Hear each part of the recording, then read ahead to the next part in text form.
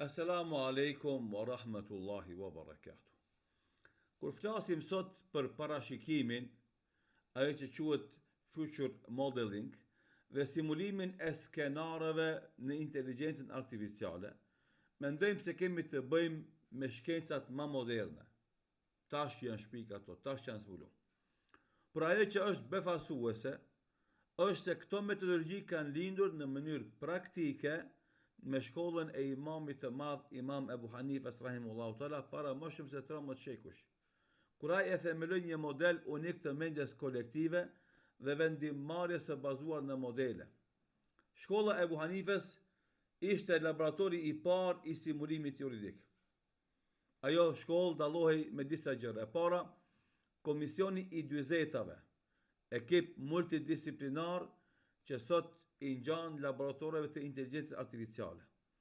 Rreth Imam Ebu Hanifes rahimullahu taala ishte një elitë e specializuar në gjuhën arabe, në logjik, në njohjen e shkencës së hadithit, në njohjen e qadas, gjyqësisë, në njohjen e qiyasit, analogjisë juridike dhe njohjen e ekonomisë dhe transaksioneve. Sistemi i punës ishte shumë i ngjashëm me laboratorët multidisiplinar të inteligjencës artificiale. Ai i mbledh ata rreth një pyetjes hipotetike, faradhiyat, po sikur të ndodhte kështu. Kjo është pikërisht ajo që sot e quajnë scenario simulation, what if modeling. E dyta, fiku hipotetik. Shkolla e Ebu Hanifes nuk priste që ngjarjet të ndodhin, por krijonte një model juridik të avancuar që parashikon të ardhmen. Ja disa shembuj për këtë çështje. Në atë kohë është para pa falja e namazit në një lëkundse të varur mes qiellit dhe tokës, që sot është valide për dhënë fetva për namazin në avion, në aeroplan, apo në stacionet hapësinore. Tjetra, prerja një gjymtyre dhe rrithkimi i saj në trup, në atë kohë para 13 shekujve. Sot jurisprudenca islame flet për transplantimin dhe kirurgjinë dhe estetike. 3. Mbajtja një objektit me papastërti për të mbyllur hermetikisht. Sot në jurisprudencë islame njihet sikurse do të mbajtja e pajisjeve mjekësore dhe katedrave. Këto nuk janë çështje të çuditshme, por modele të së ardhmes, shumë të ngjashme me mënyrën se si inteligjenca artificiale gjeneron skenare që ende nuk kanë ndodhur. Pra, në Bagdad, para universiteteve evropiane, shekuj më radh, imami paraqiste mendimin e tij dhe më pas rishikohej nga nxënësit. Nëse ata gjenin një mendim më të fortë, ai ndryshonte qëndrimin e tij. Kjo përputhet plotësisht me sistemin peer review, që përdoret sot në kërkime shkencore dhe raportet e inteligjencës artificiale. Si mund të përfitojmë sot nga kjo trashëgimi gjeniale e këtij imamit madhështor? 1. Ndërtimi i modeleve juridike të mbështetura nga inteligjenca artificiale. Ashtu si ata ndërtuan mendimet e tyre, çështjet hipotetike e faradhiyat, sot mund të ndërtojmë motor të ri skenarësh, modele parashikimi etik dhe ligjor, sisteme rag juridike për të ardhmen, sisteme të inteligjencës artificiale që trajtojnë pyetje ende të pandodhura. 2. Zhvillimi i mjeteve etike mbrojtëse për shoqërinë. Ndërkohë që platformat globale eksportojnë modele me devijime morale, fiku islam ka ofruar një model të qartë për mbrojtjen psikologjike dhe edukative. Kontrolli i dëshirave, ruajtja e familjes, mbrojtja e vlerave, kufizimi i impulseve për shfrenim. Këto parime mund të përkthehen sot në ethical frameworks,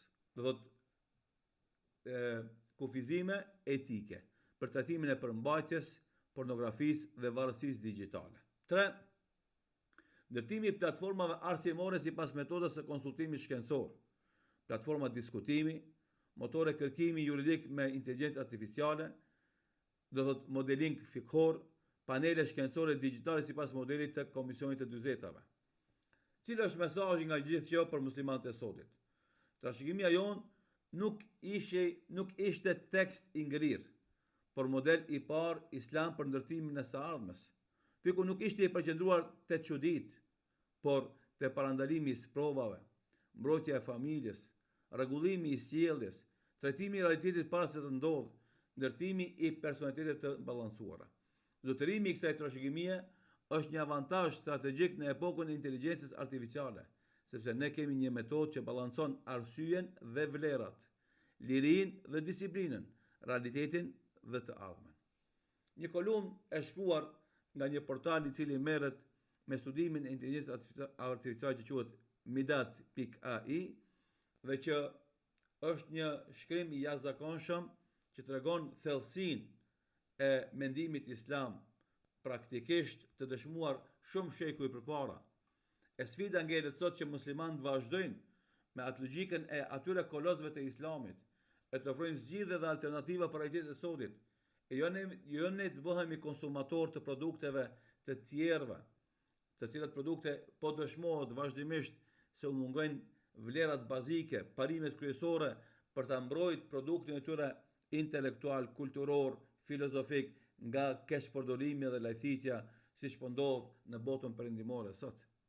Andaj është detyrë e muslimanëve, obligim i secilit dietar, intelektual musliman, filozof musliman që ta merr Islamin, Kur'anin dhe Sunetin dhe t'i ofron njerëzimit formën më të mirë të mundshme dhe të brenda umetit islam të prodhojnë produkte të tilla që muslimanët do tregojnë avancimin e tyre nga të tjerët me këto vlera shtesë që i insiston Islami në to.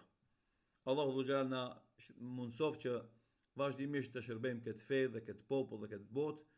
E inshallah taala jemi artikuluesit më të mirë të urtësive të Islamit dhe shkencave që burojnë nga motivimi islam, e kështu që të mbrojmë zhvillimin shkencor, të mos kalon pragun e kufive ose kornizave morale, etike, sepse pa to asgjë nuk ka kuptim në këtë botë. Zoti shpëlbeft. Selamu alaikum wa rahmetullahi wa barakatuh.